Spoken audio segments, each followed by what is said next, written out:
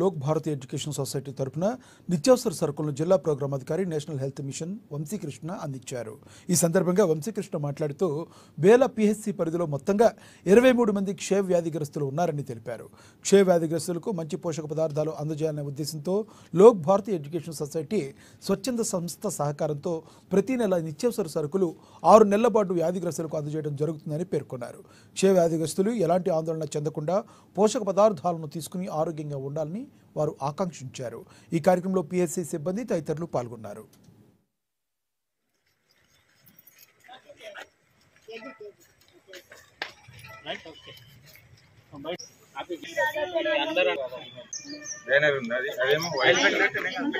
ఈరోజు మన బేల మండలంలోని ప్రాథమిక ఆరోగ్య కేంద్రంలో లోక్ భారతి ఎడ్యుకేషన్ సొసైటీ మరియు గ్లాండ్ ఫార్మా వాళ్ళు ఈ టీబీ పేషెంట్స్కి న్యూట్రిషన్ కిట్ అనేది ప్రతి నెల వాళ్ళు 6 నెలల చొప్పున ప్రతి నెల ఒక్కొక్కటి న్యూట్రిషన్ కిట్ వాళ్ళ కోర్స్ కంప్లీట్ అయ్యేంత వరకు కూడా వాళ్ళకి అందించడానికి లోక్ భారతి సంస్థ గ్లాండ్ ఫార్మాతో చేతులు కలిపి ముందుకు వచ్చినారు.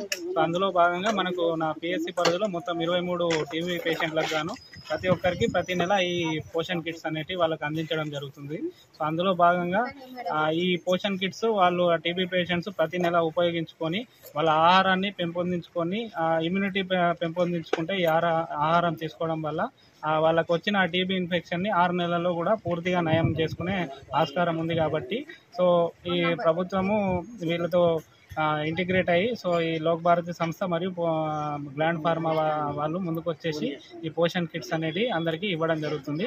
సో అందరూ కూడా ఈ టీబీ పేషెంట్స్ ఎవరైతే ఉన్నారో వాళ్ళందరికీ కూడా ఈ పోషన్ కిట్స్ అనేది 6 నెలల వరకు కూడా ఇవ్వడం జరుగుతుంది. అందులో భాగంగా ఈరోజు మనం ఈ పోషన్ కిట్స్ వాళ్ళకు డిస్ట్రిబ్యూట్ మన పిహెచ్సి ద్వారా పేద కుటుంబం నుంచి వచ్చిన